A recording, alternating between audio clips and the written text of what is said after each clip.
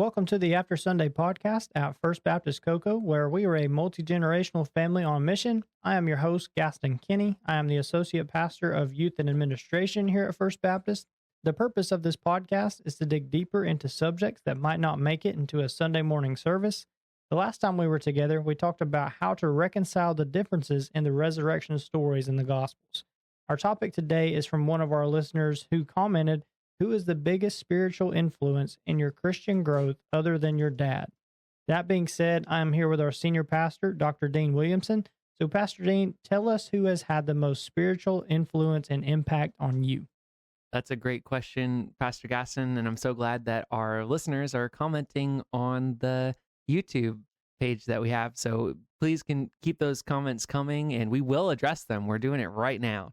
I think this is a little bit of an unfair question because ultimately I want to talk about my dad. Yeah. So I hope no one minds that I am going to talk about my dad first. He was definitely the biggest human spiritual influence in my life. One of the things that I love and value about my dad is that as he was learning in ministry and doing ministry, he was so open with me about the good, the bad, and the ugly. Yeah. And so I learned so much through his experience. My dad, I think he was in his 40s when he was, sometimes I say he was in his 40s when he was called to the ministry, but he's corrected me and he said, no, I was called a whole lot earlier than that. That's when I surrendered to the call to ministry. And at the time, he had 3 children, and he was working as a manager in a linen supply company, and he thought he might retire from that job. You can imagine owning your house, having 3 kids, working the job that you thought you would retire from, and then God calls you to be a pastor. I was 9 when my dad quit his job and enrolled in seminary, and some of the things that my dad said he would never do. One thing he said he would never do is never move north of the Mason-Dixon line. Well, the first church that my dad was called to and the mission field that God called my family to was New England. Yeah, that's a little bit above it. Quite a bit. Just a little bit. And then the other thing my dad said he would never do was work fast food. Guess where he worked while he was in seminary? Chick-fil-A. Yep. There you go. The Holy Chicken. That's right. And so God provided along the way. I remember being in my dad's truck and on the way to Southeastern Baptist Theological Seminary. The one cool thing is that we both got to go to the same seminary. And so, of course, I got to show up at class and tell my professor, I'm the second generation to take your class. Of course, my dad was a little older and I was a little bit younger when we went to school, but I would be quizzing him on his Greek or Hebrew flashcards as we were in the car. And so even in seminary, my dad was teaching me what he was being taught. And then when we went up to Massachusetts, that was my dad's first church. I was 12 years old when we moved up there. And I'm so glad that my dad didn't shelter me from all of the difficulties and problems and ministry. He was so open and honest about what was going on, and we would pray about it and talk about it together. And so I think that allowed me to, I may be, 32 years old, but from age 12 to until I started my first ministry position myself, I learned so much through my dad.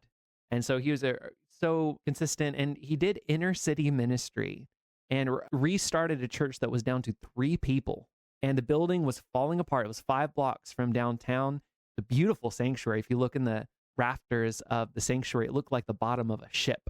Just the woodwork. If you were to try to build a place like Pleasant Street Baptist Church in Worcester today, I don't know how many millions of dollars that would cost. Even in the basement of the church, at some point in the church's history, they realized that they wanted more space and they wanted to be able to have a fellowship hall, and so they could have dinner together. So the members of the church got their shovels and they hand dug a basement under the church. So that was the basement that we would use for Saturday night supper. So we were ministering to one of the things that happened in that community was that it used to be suburban. Eventually it became inner city. And so everybody who used to live in the suburbs now moved further away from the church and they were commuting into the city, and eventually people just stopped commuting, and the church was in an area where my parents had to teach me what a hypodermic needle was and all kinds of other gross things that children shouldn't be touching, and there was just trash everywhere. But God rehabbed that church through us, and I was so thankful to be a part of that, to see the church grow from 3 people to 100 people. And we were reaching just anybody and everybody. We were reaching prostitutes and drug dealers and people who had been abused, and it just all kinds of different things where they had been affected by inner city life, but they found Jesus Christ, and we found that people who had reached the bottom, they had no other place to go, they finally trusted in Jesus. And I hope that it doesn't take that for everybody, but sometimes it does. Yeah. To bring us to a place where we have nowhere else to go but Jesus Christ. And so we were reaching a lot of those people. So I appreciate my dad. Now my dad, to make it 12 years in inner city ministry is amazing. Now he's in North Carolina as an associational mission strategist. So at Southern Baptist, we have the national convention, we have the state conventions, but we also have local associations. So here we have the Brevard Baptist Association, and we have a new AMS. So AMS stands for Associational Mission Strategist. It used to be called DOM, which was Director of Missions, but now it's AMS, but it's basically the same job. And one thing that my dad jokes about is that he is a bishop with no authority. Yeah. Because in a Baptist church, every church is autonomous and each church makes its own decisions, but we still want to cooperate with each other. And so the goal of the associational mission strategist is for us to work together as local churches to support each other and do things that maybe we couldn't do as individual churches. And so the Brevard Baptist Association, we actually started the port ministry, for seafarers. They minister to the cargo ship workers and the cruise ship workers, and now it's its own entity, but originally that was started through the Brevard Baptist Association. So that's one thing that churches can do when they work together. And so my dad gets calls from churches that are going through issues. He gets calls from churches when their pastor leaves and the church is thinking, well, what are we supposed to do next? And so my dad helps shepherd those churches through those things, and helping churches to merge together, helping new churches to plant. And so he has a lot of pastors calling on him. It's almost like being a pastor to the pastors. Yeah. And so I'm able to, when I enter a situation here at First Baptist and I think, I've never dealt with this before, I call up my dad, and chances are he's either been through it himself or he's helped another church or another pastor through it. And so I'm so thankful for my dad. He's so faithful, and he prays for me, and he loves me, and I can't really ask for much more from my dad. But my dad's Noel Williamson. And then I was thinking, okay, now I just took, how long did I take to tell you about my dad? But the question was, besides your dad. So I thought of 2 other people that really made a big impact on my life. One was Matthew Nunley.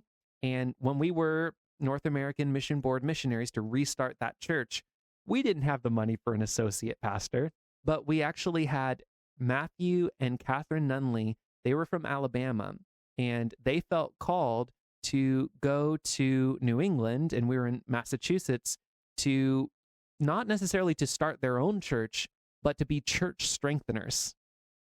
What a blessing that was. Yeah. Matthew plays the upright bass. He's trained as a bluegrass musician. He also plays I'm starting to hear some banjos. And so our band for our worship music at Pleasant Street, I was more of the metalhead, and I played the guitar. We had a Latino drummer on the congas. We had a country guitarist. We had a blues singer and a lady who sang like high choir church music, and Matthew Nunley played the piano like somebody who plays bluegrass music. And so we put all those together, and each song would kind of take a different flavor to it, or it would be a mixture of everything. But that's the beauty of the family of God. We're not at First Baptist, when it comes to our music, we're not trying to be any other church. We're trying to be First Baptist. And so the gifts and abilities that each person brings to the table, that's what we get, is body of Christ working together. But Matthew led our music ministry. He led our men's ministry. He was my dad's right-hand man, but he also poured into me. And I was going through some times in my life where I had some sin in my life that needed to be gone. And Matthew asked me the hard questions. So I value my dad's impact on my life because he was so transparent with me, and I was able to learn through his experience. I really value Matthew's investment in me because he kept me accountable. And one of the things that we did at First Baptist was we had, now don't judge, okay? Mm-hmm. We had LTG groups. LTG. Life transformation groups, Gaston. Oh, what that's were a you whole lot. thinking of? Look, no, We'll do I'm just another kidding. video on the other one, Yeah. LGBTQ. This was before that movement. It just shows you how recent the LGBTQ movement was. But we were Right. doing a church thing, and we were called it LTG groups, life transformation groups. That was popular. Yeah. But we were groups of 2 to 4 people of the same gender, and they would get together and ask each other hard accountability questions. They'd have a Bible reading plan, hold each other accountable to read that, and then they would have a list of questions, even asking, have you been greedy or coveting something? Have you looked at something, looked at a woman in an inappropriate way? Like, these are the kinds of accountability questions that we were asking each other. And so Matthew took time to meet with me weekly and to go through a Bible study book with me. And that was a huge investment. And sometimes people think, oh, he's the pastor's son. He doesn't need anybody to invest in him.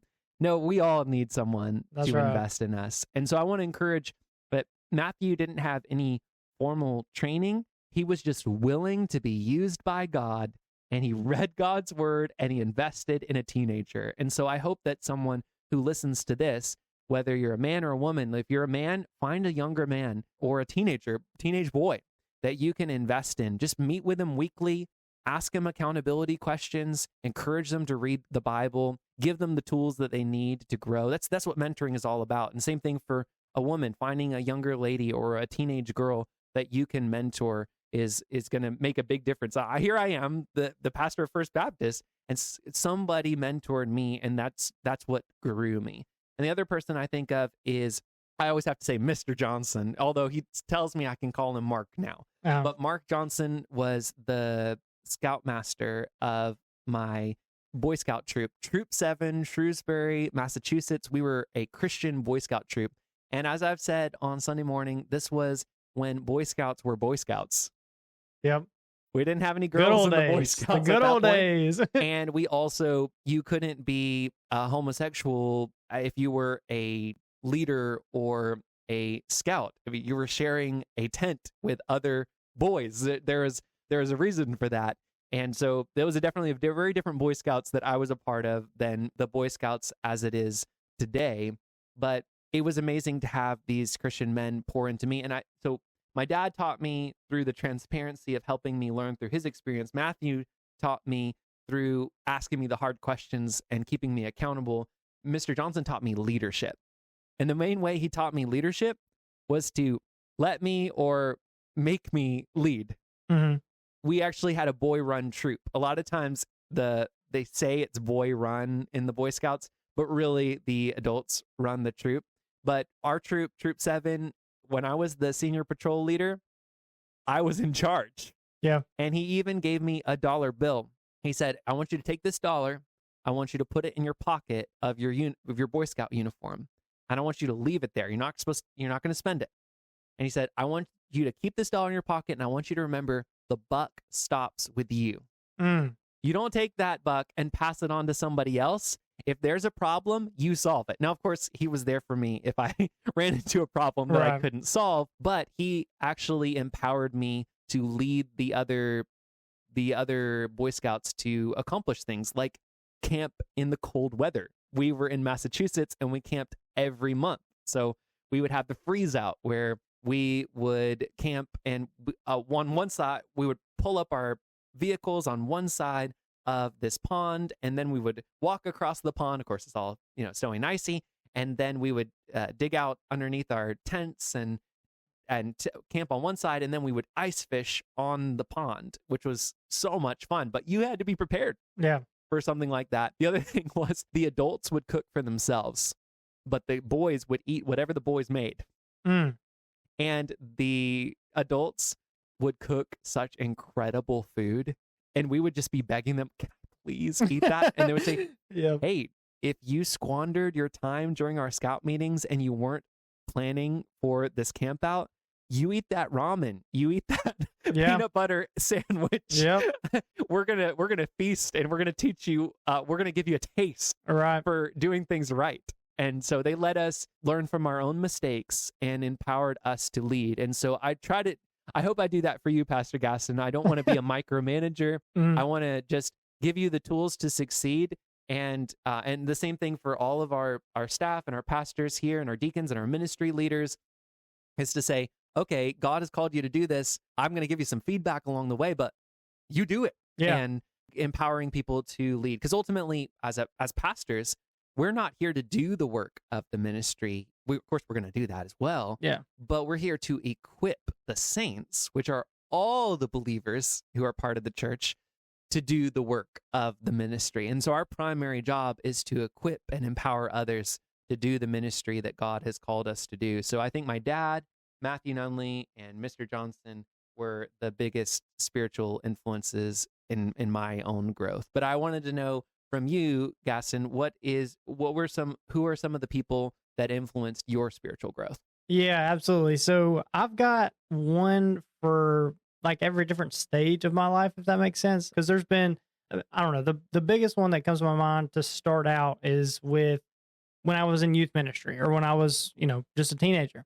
And so that is actually going to be my old youth director. Her name was Jill Chamness, and then her husband, Dustin Chamness. And so they really just poured into me. They helped me in my walk. Dustin brought me to men's Bible studies, and that group was just, man, they were solid. It was very similar So to... you were a teenager, and he brought you to a men's Bible study? Yeah. I mean... That's important. It is. And like through that, I mean, they were so welcoming, and that they wanted me to be there. They were excited I was there and asked me hard questions about the Bible, about like, what do you do with this passage? What does this mean?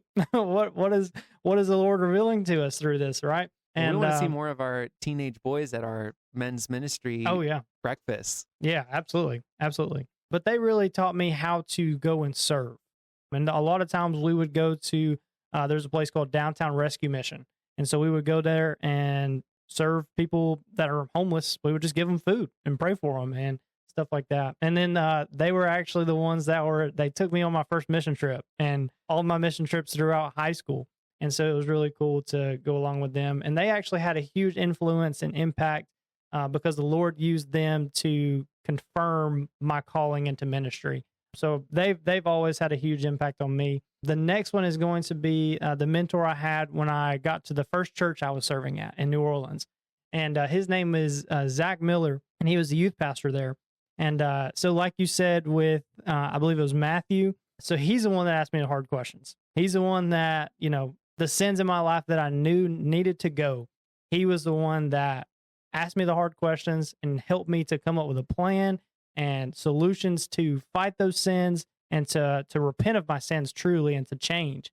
And so he helped me with that big time. He also helped me a lot with preaching, all things youth pastors do, right? Events, small groups, planning, leadership, all of those things. He helped me a ton with that. And so I'm very thankful for him and just the really hard questions that he asked me. And then the next one, so one of my professors in seminary, Dr. Thomas Strong, I loved him so much. He just the wisdom he had, the encouragement that he had, and he really helped. We can use some encouragement sometimes, can't we? Oh, look, we can always use encouragement. But yeah, he's one of the ones that really helped me fall in love with the scriptures, but more so in its original language. And so he's the Greek professor there for Level College, the undergraduate program at New Orleans Baptist Theological Seminary. And I took Greek 1 and 2 with him and absolutely loved it. It was the best classes I took there, to be honest. So very appreciative of him. And then, so also after I took Greek 1 and 2 with him, we actually met weekly. and we would just dive into a psalm. We would sit down. Hey, how are you doing? How can I pray for you? What psalm are you reading today? What psalm have you read this week that we're going to go over? And I would read one, he would read one, and we'd talk about it. And man, I just love the Psalms, and just the impact that he had on me to push me into different leadership roles at the seminary that really helped me in my walk and growth as of training to be a youth pastor and to grow in my knowledge. And so huge impact on me, but also just the encouragement that he had was phenomenal in my life, and I'm very appreciative of him. So those are the big three, so to speak, for me, of people that have had a spiritual impact on me. I mean, then there's several others as well. Oh yeah, don't think that because we didn't mention you here. yeah, that's that right. You didn't have a spiritual impact on us. There's so many people here at First Baptist that have been such a blessing to me and helped me to grow. Yeah. And throughout the course of my life. But I think the common denominator here is that someone took the time to spend time with us, asked us questions, was open and willing to share their life with us and their knowledge with us, and that impacted us spiritually. And I think that there are a lot of people out there in our church and just in the Christian community who have so much to offer, but maybe you think, well, I don't know, can God use me as a mentor? And ultimately, I think the answer is yes for most people. I think people just lack the confidence to say, I'm going to, or maybe they just don't know how to identify somebody who could use mentoring. Find somebody. We've got a lot of young adults now that have started coming to our church. We have teenagers. Those are great people to reach out to and say, hey, I'd love to get coffee with you. You don't even have to call it mentoring. Yeah. You can just spend time with people and help them grow in their faith and ask them those questions, get to know them, encourage them the right way. It's very, very simple, but very effective. That's discipleship. That's what Jesus taught us to do. Yeah, absolutely. So yeah, don't overthink mentoring and discipleship. It's really like you said, just doing life with people and helping them grow in their walk. It boils down to that. And we have a series of videos that we're recording right now from each one of our pastors here at First Baptist about how we do mentoring, because we want people to feel equipped to be able to mentor someone else. And so keep your ears out. We're going to send out an email to our church membership to invite them to watch that series of videos first. But then we hope that'll help a lot of people gain confidence to say, I'll be a mentor to someone. Yeah. Absolutely. Well, yeah, we just want to thank you so much for listening to the After Sunday podcast. Please like and subscribe to this channel. Also, if you really enjoy this podcast, please hit the share button so that other people can hear it. If you have any topics that you would like for us to talk about, please comment on this video. But until next time, we pray that the Lord would give you a spirit of wisdom and of revelation in the knowledge of Him.